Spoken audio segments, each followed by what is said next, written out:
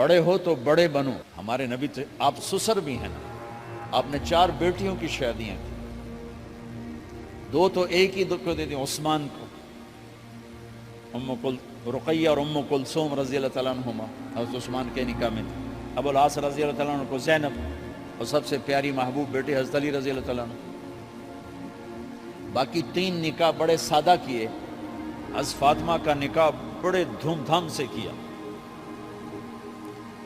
ان کا رشتہ لے کر صدیق آئے, یا رسول اللہ میں خواہش مند ہوں, آپ چپ رہے. پھر حضرت عمر بعد میں گیا, یا رسول اللہ میں خواہش مند ہوں, آپ چپ رہے. تو عبد الرحمن بن عوف رضی اللہ تعالیٰ نے حضرت علی سے کہا, علی تو جا, تجھے دے دیں گے. کہنے لگے میں تو بہت غریب ہوں, مجھے کہاں دیں گے. حضرت علی کا ذاتی گھر بھی نہیں تھا, کسی سے ایک کوٹھا مانگ کے اس میں رہ رہے تھے مدینہ میں. کہا نہیں تو جا جا.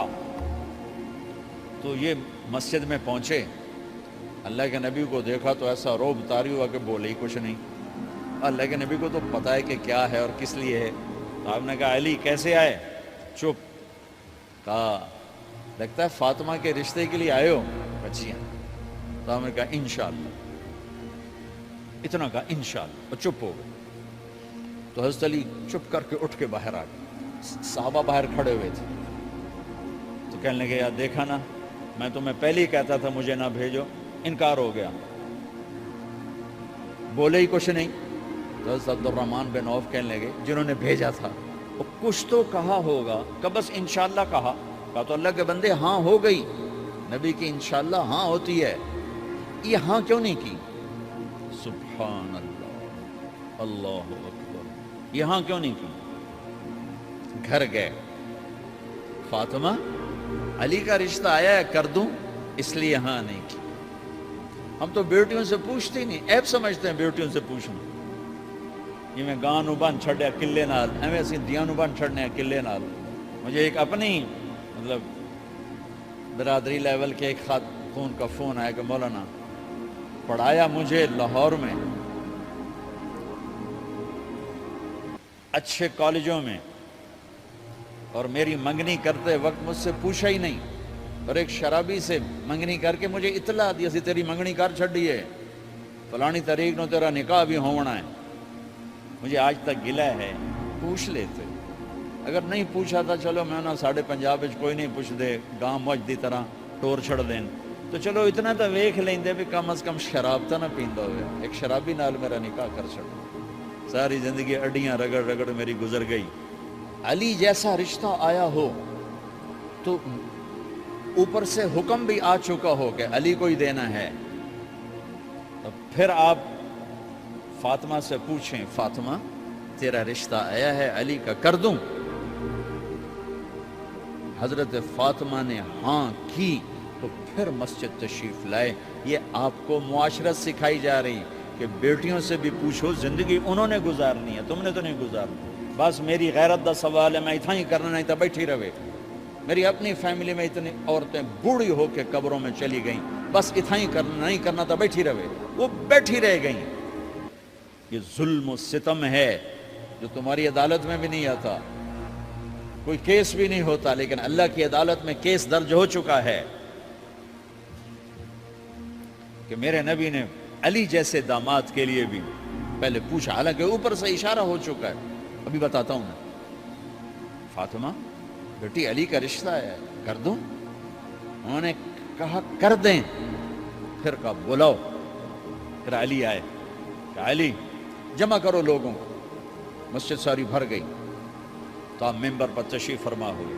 حضرت علی کو ایسے سامنے بٹھایا, کہا لوگوں مجھے جبریل اللہ کی طرف سے پیغام دینے آئے ہیں کہ میں اپنی بیٹی فاطمہ کا نکاح علی کے ساتھ کر دوں. آسمان سے وحی بھی آئی ہو اور پھر بھی پوچھا جائے, یہ میرے نبی کی معاشرت ہے. ہم تو پوچھنا عیب سمجھتے ہیں اور اسے ذلت سمجھتے ہیں.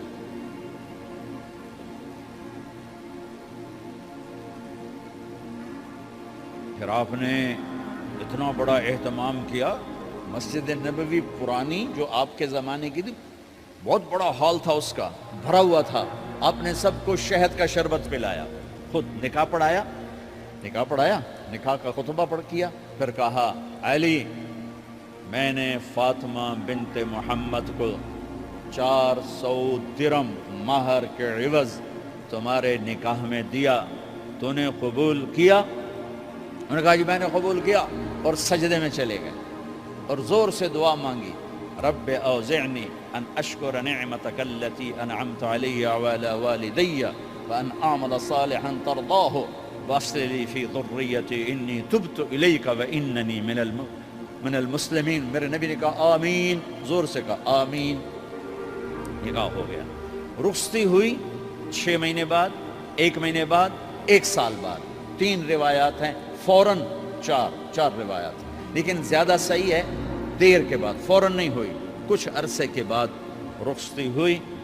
حضرت عقیل آپ کے بھائی وہ کہنے لگے علی اب رخصتی ہو جانی چاہیے، تو یہ دونوں مل کر آئے سلمان فارسی کے پاس کہ سلمان بھائی ہماری رخصتی کروا دو۔ سلمان فارسی کا بڑا احترام تھا، انہوں نے جا کر بات کی ام سلمہ رضی اللہ تعالیٰ عنہ سے۔ ام سلمہ نے بات کی اللہ کے نبی سے، کہا ہاں آ جائے، لے جائے، آ جائے لے جائے۔ تو علی رضی اللہ تعالیٰ عنہ اپنی اونٹنی لے کر آئے، تو حضرت علی کا گھر وہ کرائے پر گھر تھا ایک کونے پر، تو وہاں اسماء بنت امیس اور ام ایمن گئیں اور اس کے فرش کو لیول کیا، فرش میں سرخ مٹی ڈال کے اس کو لیول کیا اور دیواروں کی پوچا پاچی کی اور وہاں کھوٹیاں لگائیں کپڑے ٹانگنے کے لیے۔ آپ نے حضرت عائشہ، حضرت ام حبیبہ، حضرت ام سلمہ سے فرمایا تمہیں پتہ ہے نا مجھے فاطمہ سے کتنا پیار ہے، اسے دلہن بناؤ۔ دلہن بنانا بھی سنت ہے، دلہن بناؤ، اسے دلہن بناؤ، تو آپ کو دلہن بنایا گیا۔ پھر علی رضی اللہ تعالیٰ عنہ تشریف لائے سلمان فارسی اور عقیل کے ساتھ، اونٹنی کو دروازے پر بٹھایا، تو آپ نے علی کا ہاتھ پکڑا، اندر تشریف لے گئے اور فاطمہ کا ہاتھ پکڑ کے علی کے ہاتھ میں دیا، وہ کہا بیٹی مجھے اپنے خاندان میں جو سب سے زیادہ محبوب تھا میں نے تیرا ہاتھ اس کے ہاتھ میں دیا ہے۔ پھر کہا علی تجھے نبی کی بیٹی مبارک، نبی کی بیٹی مبارک۔ پھر آپ نے سے پیالے میں پانی منگوایا اور اس میں آخری 2 سورتیں پڑھ کے دم بھی کیا، تھوک بھی ڈالا، پھر اس میں سے انگلیاں ڈال کے ان کے سینے پر چھڑکا کہ دونوں پی لو، دونوں کو پلایا۔ پھر باہر تک چھوڑنے آئے، حضرت علی نے آپ کو اونٹنی پہ بٹھایا، آپ نے 2 عورتوں کو ساتھ بھیجا، ام ایمن اور اسماء بنت امیس۔ یہ چھوٹی سی بارات جا کر علی کے گھر اتری اور آپ نے حضرت علی سے فرمایا کہ میں عشاء پڑھ کے آؤں گا، میرا انتظار کرنا ہے۔ تو عشاء کی نماز کے بعد آپ تشریف لے گئے، آپ نے دوبارہ پیالے میں پانی منگوایا اور اس پر آخری 2 سورتیں پڑھ کے دم کیا، پھر ان کے سینے پر چھڑکا، یہاں بازوؤں پر چھڑکا اور کمر پر چھڑکا اور دعا دی اللہم اسد جدہما وجمع شملہما وبارک علیہما واخرج منہما ذریۃ صالحہ۔ یہ دعا دی آپ نے اس وقت کہ میرے مالک ان کے جمع ہونے میں برکت عطا فرما اور ان کو سعادتیں عطا فرما اور ان کو نیک اولاد عطا فرما۔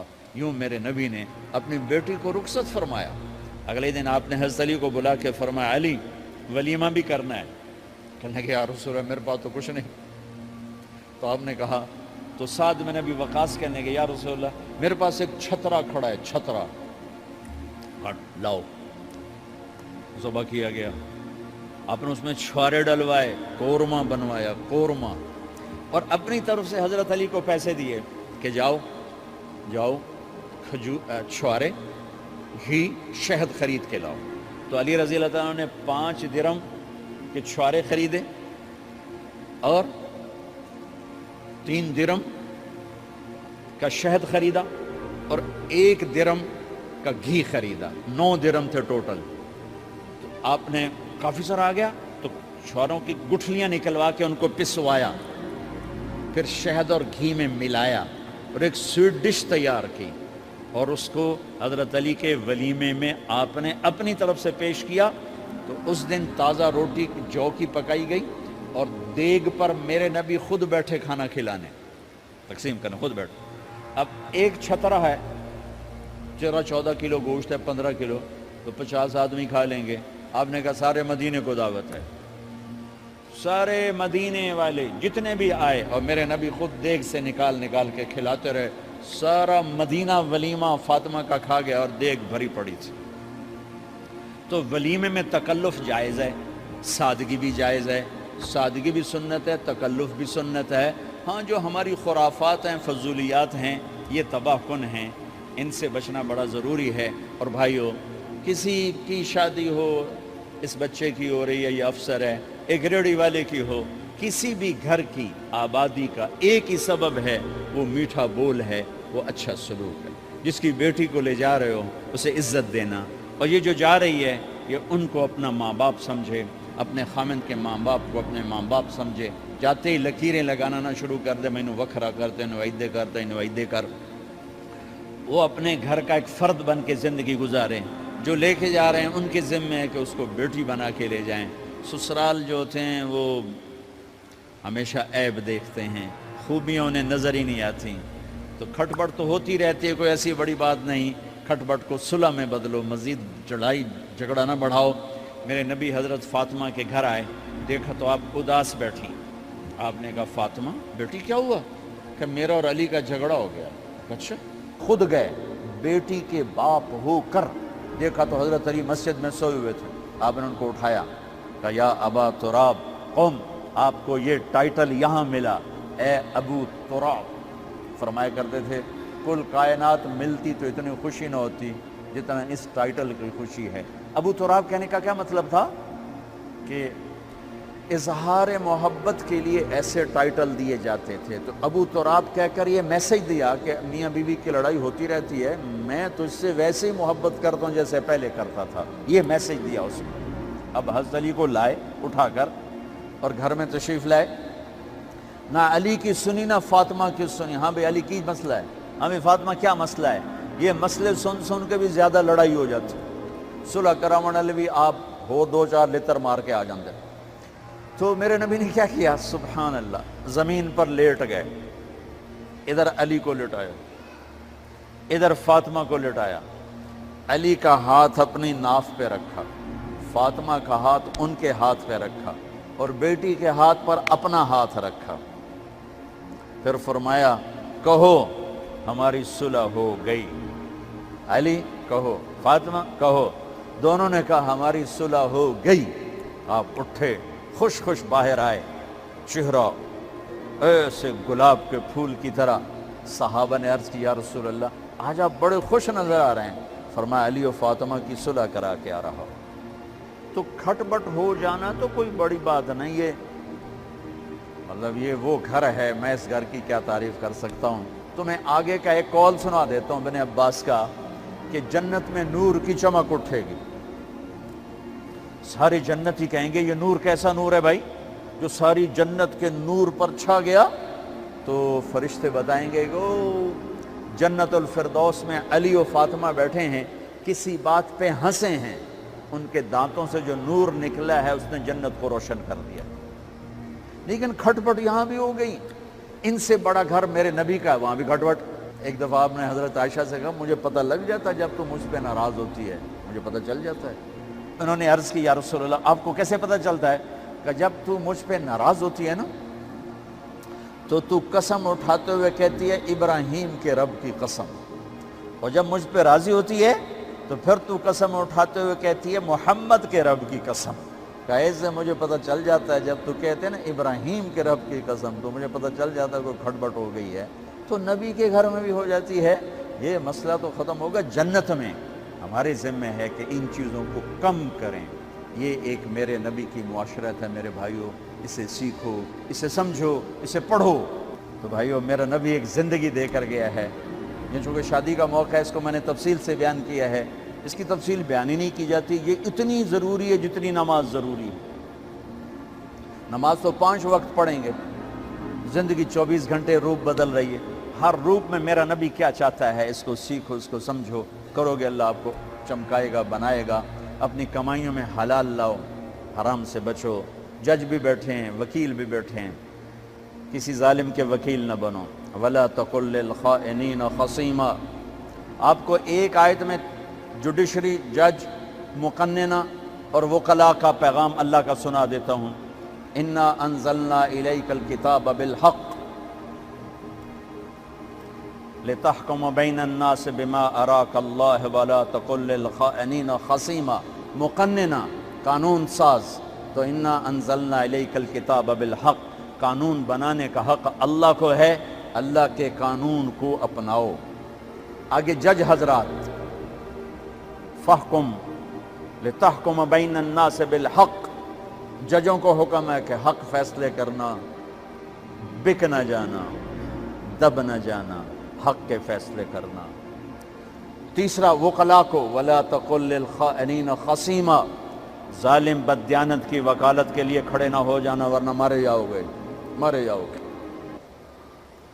ولا تقل للخائنین خصیما، ان کے لیے دلائل قائم نہ کرنا ورنہ ہلاک و برباد ہو جاؤ گے۔ تو بھائیو، یہ نکاح کو ذرا میں نے تفصیل سے بیان کی ہے کہ یہ زندگی ہے جس کو سیکھنا ہے، حلال کماؤ، بچوں کو حلال دو، بیوی کو حلال دو۔